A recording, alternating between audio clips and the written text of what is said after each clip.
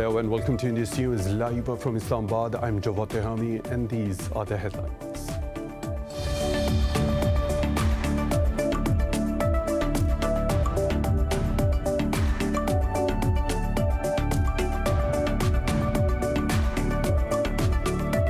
Cracks have appeared in the Indian Army ranks after its Chief of Defence Staff said the air arm of the military is supposed to play a supporting role for ground forces.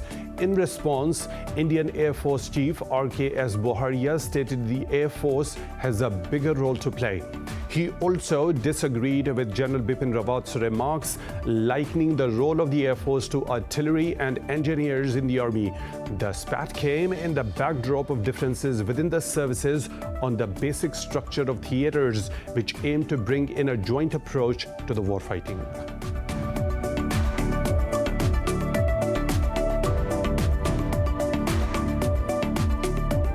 At least 43 migrants have drowned in a shipwreck of Tunisia as they were trying to cross the Mediterranean from Libya to Italy. In a statement, the Tunisian Red Crescent said 84 migrants were rescued.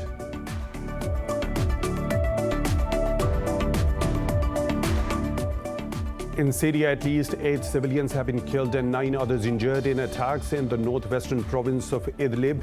An NGO, the Syrian Civil Defense, says the regime forces targeted 3 villages with surface-to-surface missiles. Idlib falls within a de-escalation zone forged under an agreement between Turkey and Russia.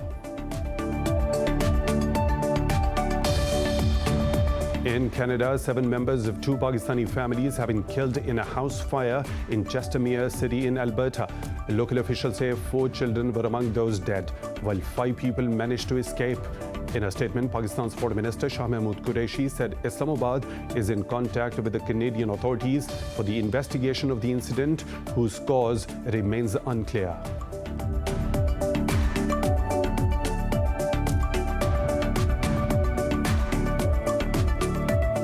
Indonesia has imposed a partial lockdown in Jakarta, Java and Bali as the country grapples with an unprecedented wave of coronavirus infections. The surge in cases has pushed the country's healthcare system to the brink of collapse, with makeshift tents set up outside jammed medical facilities. Meanwhile, China has urged the international community to build a wall of immunity against the pandemic, which has claimed nearly 4 million lives worldwide.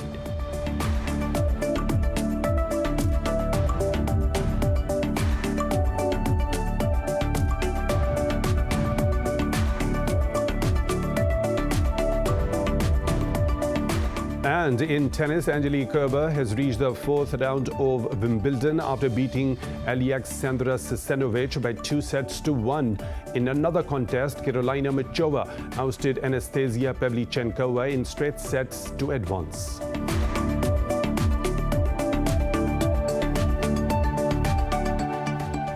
Those were the headlines and detailed stories right after a short break. Stay tuned.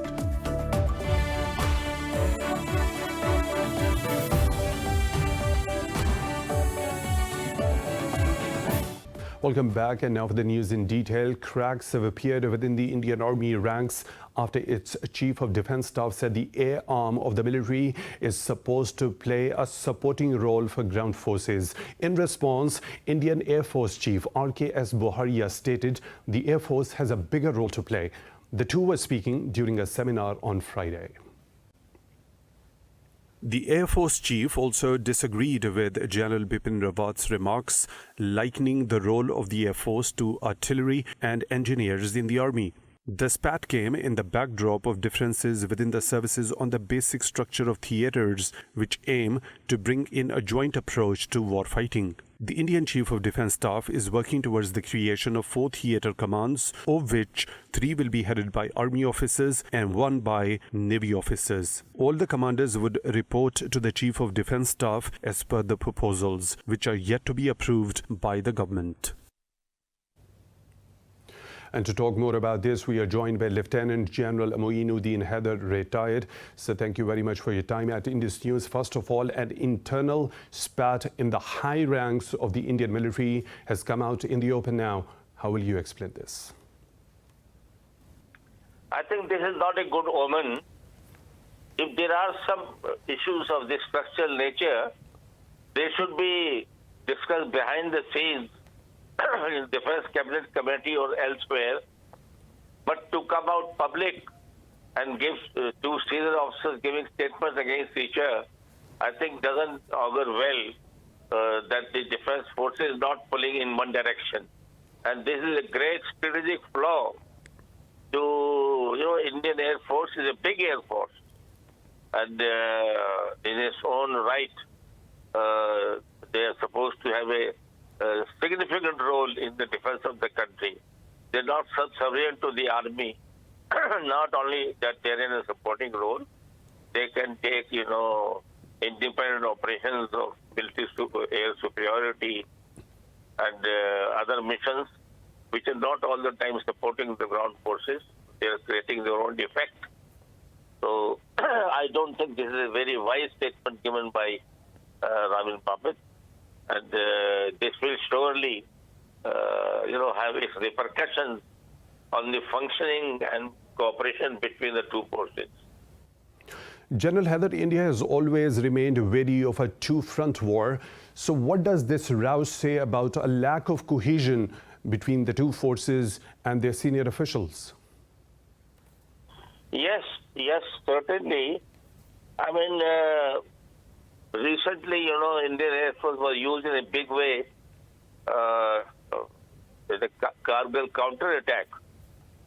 Their coordination was okay. But now it seems that they are giving it a secondary role. By this statement by Raman Papit shows that they are giving it a lower role, which may not be the policy of the government, and it may be a statement by the Army Defense Chief. So I think this will have to be resolved at the cabinet level, Prime Minister level. But this has to be resolved, otherwise it will, create a lot of dissensions between the two forces. So when we talk about the repercussions, so what sort of an effect do you think it will have on the overall morale of the soldiers of the two armed forces over there? You see, whenever a force tries to show that there is a superior force without realizing that everyone has to play its role according to a larger scheme, there are heartburning. There is lack of cooperation. They say, okay, you think you're too big and you can do it, well, go and do it yourself. Things like that, such like attitude starts developing at all the tiers of the two forces. This certainly is not good for the coherence and for, combined operations. So is this row linked to Indian Army's failure in occupied Kashmir and its last year's standoff with China? Well, I think, it has nothing to do with that at this moment. But surely, between the two, there will be tension between the two forces. In Kashmir, of course, there is not a very big role being played by the Air Force, mostly predominantly. It is the ground force. And same so on the Chinese border, Air Force was hardly used except for logistic purposes. So this is an internal feud of India at the moment. Lieutenant General Moinuddin Haider, thank you very much for your time at Indus News. We really appreciate that. And now moving on, in France, a judge has been tasked with leading a probe into alleged corruption in the multi-billion-dollar sale of the RAFALE jets to India. The over $9 billion deal for 36 planes between India and French manufacturer Dassault has long been mired in corruption allegations. In April, a French media report claimed that hidden commissions were given to a mediator who helped jet maker Dassault conclude the sale.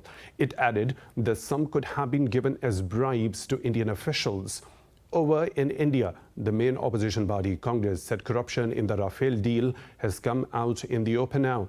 The party has urged Prime Minister Narendra Modi to order a probe into the agreement. In Indian-occupied Kashmir, protesters have taken to the streets a day after the occupying troops martyred 5 youths in the Pulwama district. Local media says the police fired tear gas and shotgun pellets to disperse the demonstrators. The Indian troops have also arrested 2 civilians during the crackdown in the Shopian district and Banihal area.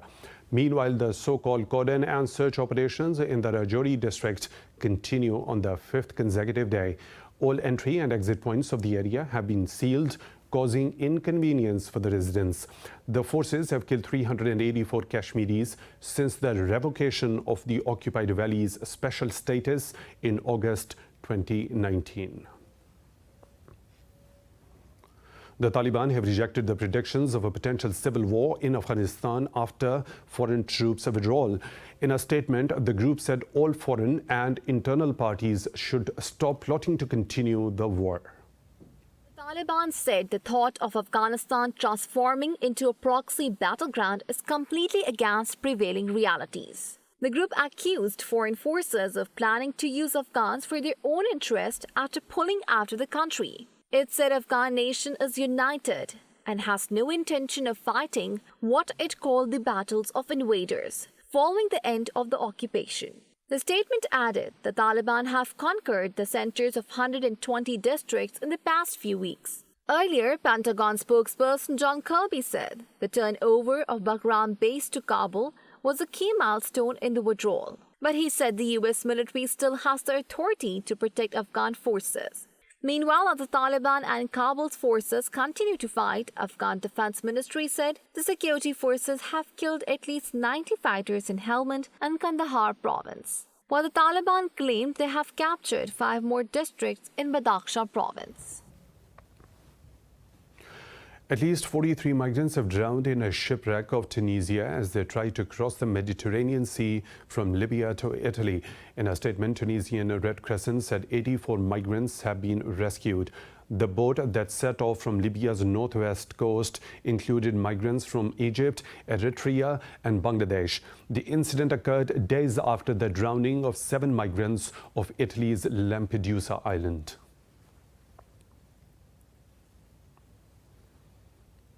In Syria, at least 8 civilians have been killed, with 9 others injured in attacks in the northwestern province of Idlib. The Syrian Civil Defense NGO says the Assad regime targeted 3 villages with surface-to-surface missiles.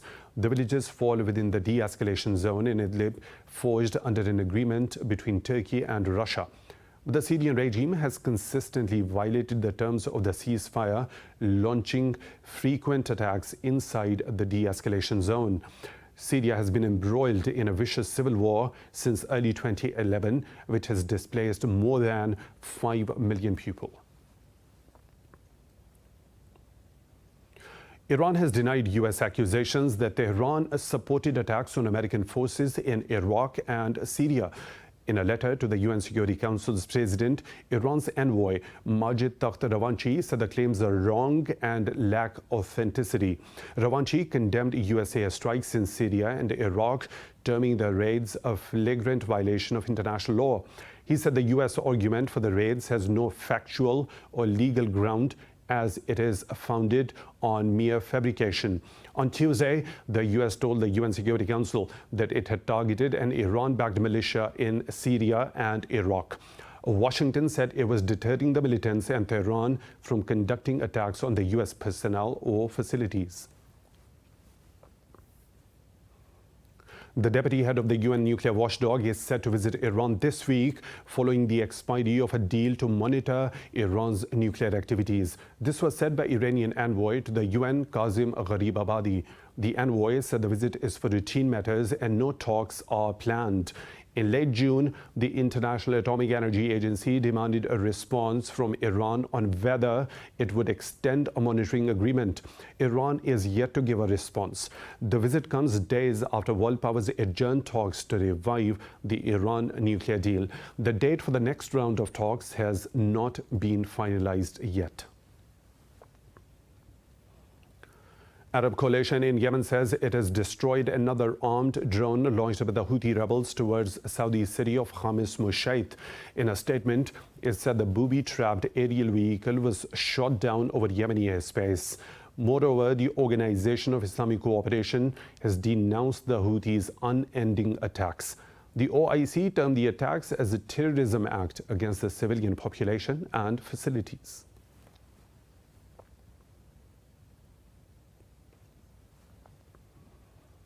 Israeli forces have injured at least 87 Palestinians protesting against illegal Jewish settlements in the West Bank.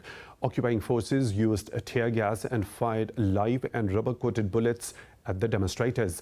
The Palestinian Red Crescent said 3 people were wounded by live bullets and 84 by rubber bullets. Occupying forces also attacked protesters who rallied against Israel's plan to demolish Palestinians' 17 homes in Silvan. According to the international law, all Jewish settlements in occupied territories are considered illegal. There are about 650,000 settlers in the West Bank, including occupied Jerusalem, living in 164 settlements and 116 outposts. In Canada, 7 members of 2 Pakistani families have been killed in a house fire in Chestermere City in Alberta. Local officials say 4 children were among those dead, while 5 people managed to escape. The official said the cause of the fire remains unclear and an investigation is underway. Both the families were related and hailed from Karachi. Pakistan's Foreign Minister Shah Mahmood Qureshi has expressed deep sorrow over the tragic loss of lives.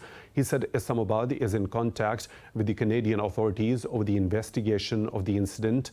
The Foreign Minister also directed to extend every kind of cooperation to the affected family.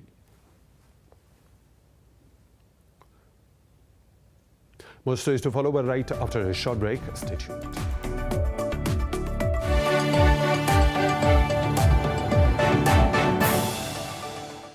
Welcome back. Indonesia has imposed a partial lockdown in Jakarta, Java and Bali as the country grapples with an unprecedented wave of coronavirus infections.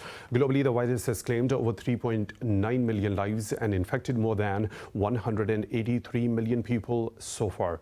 More in this report. With thousands of deaths daily, investigations into the government's handling of the pandemic, and waxing controversies, Brazil has been in turmoil. A top prosecutor has agreed to request an investigation of President Jair Bolsonaro for neglect in the process of procuring an Indian vaccine. Municipalities denied a newspaper report that cities administered expired AstraZeneca COVID-19 vaccine shots. Brazilian officials blame the confusion on an error in the System of Public Health Network, SUS. Meanwhile, China said it will send 1.5 million Sinovac vaccines to El Salvador, while the U.S. will send 1.5 million Moderna vaccines to the Central American nation. Over in a remote indigenous village of Ecuador's Amazon, residents received vaccinations as the country steps up immunizations. While Rani's community previously received information on the benefits of receiving immunization. We have started the vaccination program for the Guarani population located in the Ecuadorian Amazon in the heart of Yasuni Park. This process has been done together with the Health Ministry, and we have vaccinated approximately 100 people so far. Europe's medicines regulator has approved a scale-up of Johnson & Johnson's plant in the Netherlands that produces the drug substance used in its vaccine. As Delta variant is endemic in Britain and is expected to become so in Germany this month, German Health Ministry has announced measures to boost vaccines' effectiveness. Berlin says it will possibly combine a first shot of the AstraZeneca vaccine with a second shot of BioNTech, Pfizer, or Moderna. Over in France, the Delta variant now represents around a third of COVID cases in the country.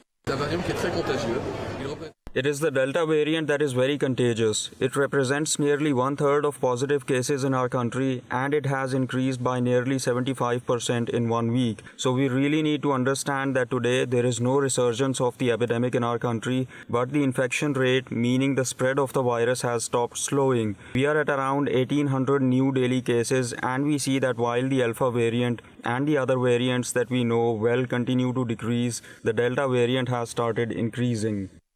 The US says it will ship 4 million doses of Moderna vaccine to Indonesia via the COVAX Global Sharing Program as soon as possible. Meanwhile, Saudi Arabia will restrict travel to and entry from Ethiopia, UAE, Vietnam and Afghanistan over coronavirus concerns. Pakistan has registered 34 deaths from COVID-19 and 1,400 cases overnight. The Health Ministry says the nationwide tally of deaths is approaching 22,400. It says the country's positivity rate has once again surged to 2.9%. The ministry says out of over 32,000 active cases, more than 1,800 are critical. Pakistan has so far reported over 961,000 cases, while more than 906,000 of them have recovered. The country has administered over 16.7 million doses of the COVID-19 vaccine so far. In South Korea, thousands of workers have staged a rally in the capital Seoul to demand better conditions. As South Korea battles a spike in COVID-19 infections, officials had denied permission for the protest. But defying the ban, the protest backed demands for wage hikes and measures to prevent accidents. The labor union said it is capable of ensuring a safe protest and called for respect for its right to freedom of assembly. Earlier, Prime Minister Kim Bo-kyum urged union leaders to cancel their gathering amid concerns the protest could ignite a new wave of infections. The United States has reaffirmed its commitment to the joint defense of South Korea. Pentagon says the U.S. will maintain an appropriate level of its forces on the Korean peninsula to deter threats. Pentagon spokesperson John Kirby said the Global Force Posture Review will evaluate resourcing on the peninsula. At a press briefing, he said the U.S. is focused on meeting security requirements in the wake of threats and challenges. However, the Department of Defense will abide by any law that is enacted. Earlier, a bipartisan group of the U.S. lawmakers submitted a bill seeking to limit the use of the defense budget. It puts the minimum number of the U.S. troops in Korea at 22,000, while there are currently some 28,500 soldiers. In a bid to ramp up pressure on Myanmar's junta, the U.S. has added 4 companies to its trade blacklist and imposed sanctions on key military officials. Secretary of State Antony Blinken said Washington will continue to take measures against the military until it restores democracy. The move comes as the Treasury Department separately blacklisted 22 people linked to Myanmar's military regime. In a statement, it said the curbs were imposed over the junta's suppression of democracy and violence against its own people. Earlier, the UN said the Myanmar military has killed at least 883 civilians and detained over 5,200. However, the country's foreign ministry disputed the figures, describing them as unverifiable facts. It also complained that the UN website carried a link to an anti-junta underground national unity government. Meanwhile, anti-regime protesters held mock funeral for the coup leader Min Aung Hlaing on his birthday across the country. The UN says Libya talks aim to pave the way for elections in late December have failed to find a common ground. Assistant Secretary General of the UN Support Mission described the talks as a heated debate marked by threats of walkouts. Raisdan Zenenga said failure of the talks does not bode well for the credibility of Libyan Political Dialogue Forum.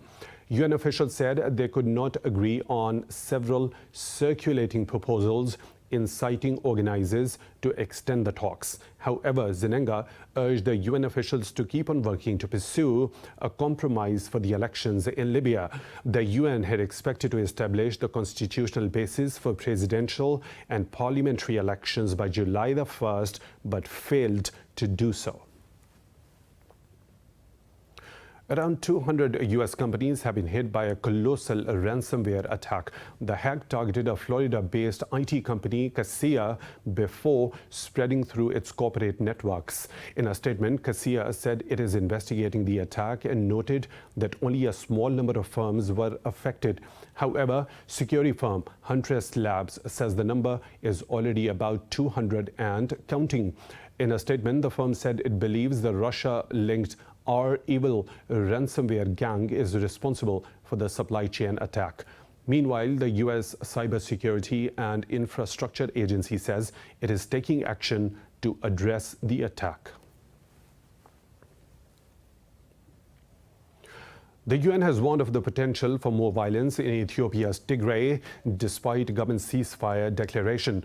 The UN says clashes could break out between Tigray fighters and forces from the Amhara region and neighboring Eritrea. Addressing the Security Council, UN Peacebuilding Affairs Chief Rosemary DiCarlo expressed concern over the situation. She urged the Tigray forces to endorse the ceasefire and for the Eritrean troops to fully implement their withdrawal. Meanwhile, acting UN Aid Chief Ramesh Rajasingham said the number of people suffering famine has increased by 50,000. He said 33,000 children are severely malnourished in restive region.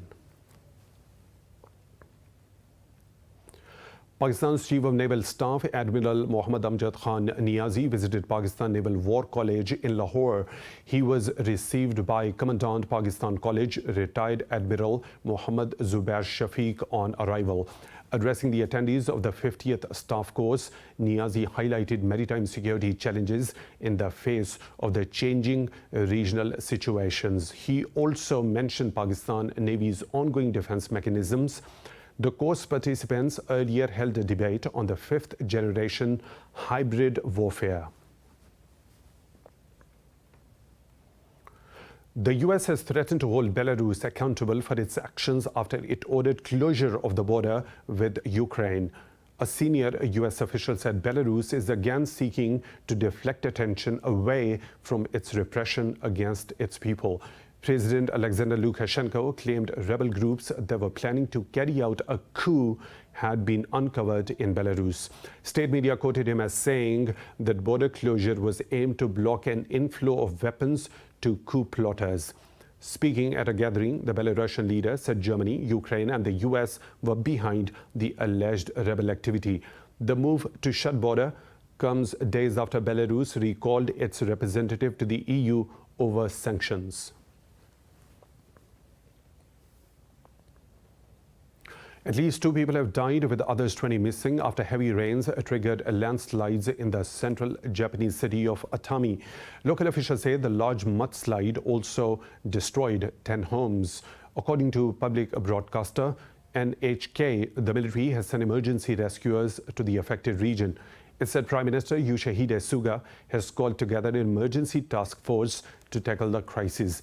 The rainfall deluging the city in Shizuoka Prefecture has already exceeded average July levels.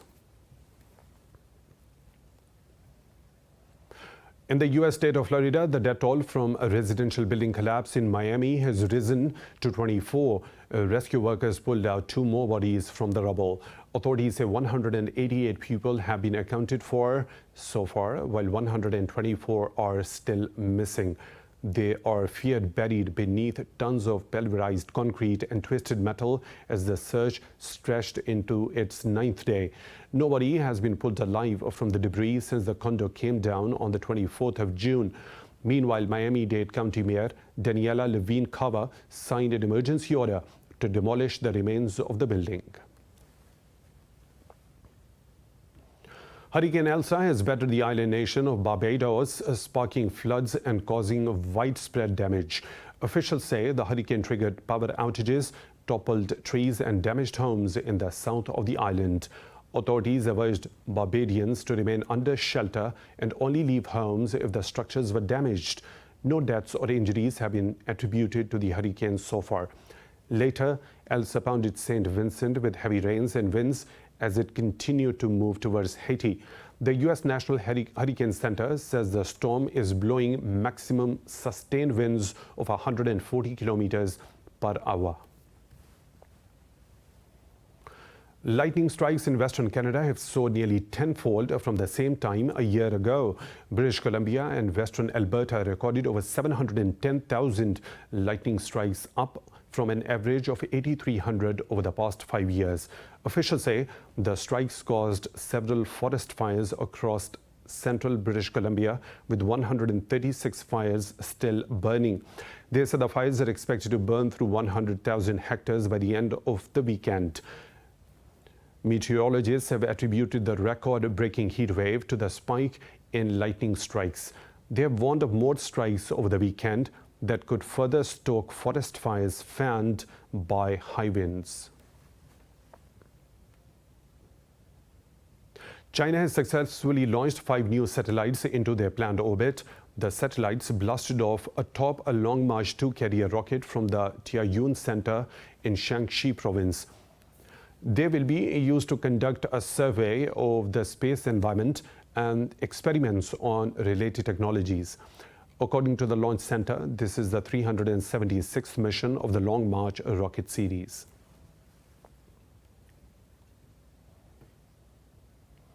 Earth is one country and we are all citizens of that one country. These are the words of an 83-year-old Frenchman who claims to have visited every existing country in the world. More in this report. Andre Bruguiere, the now retired globetrotter, says he has visited 251 countries and territories over the course of his lifetime. The territories include unrecognized states such as Somaliland or Tristan da Cunha Island, the most remote inhabited archipelago of the world. I might make people smile, but I think that in order to travel well, there's only one recipe, and it is not in tourist guides. You need to love people, and then they'll come to you, because you need to understand that travel depends on the traveler.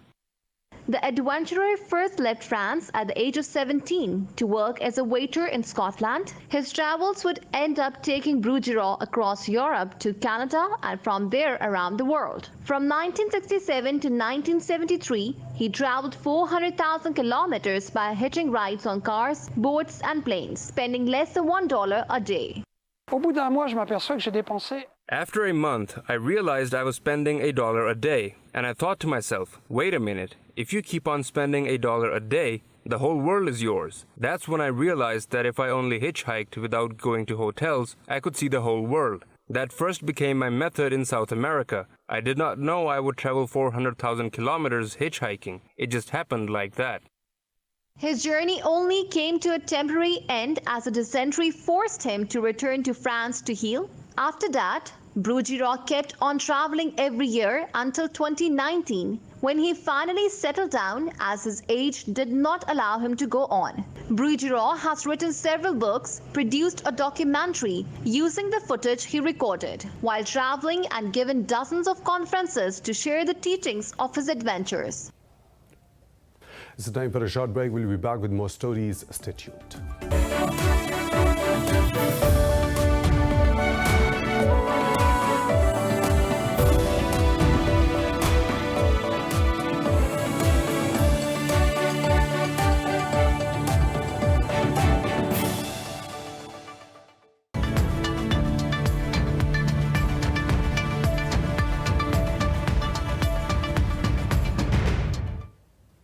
Lows and the highs of the business world now. Islamabad says the completion of the China-Pakistan Economic Corridor and Gwadar Port is its highest priority.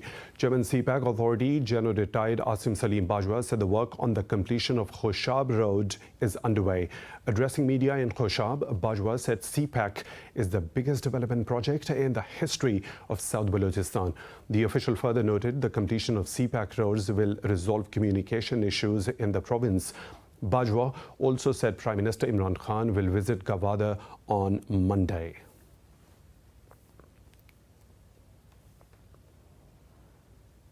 The US says it is working to get more countries to join the agreement, backing a global corporate minimum tax of 15%.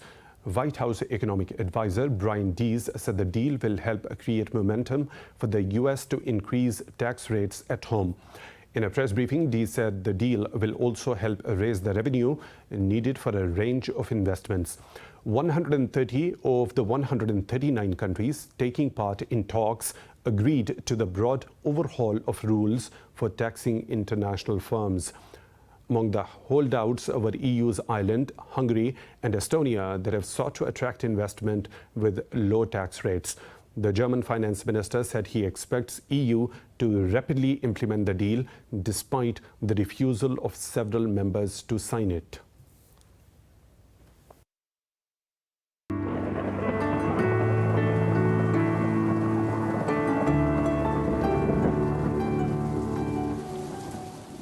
And now the weather situation from around the globe.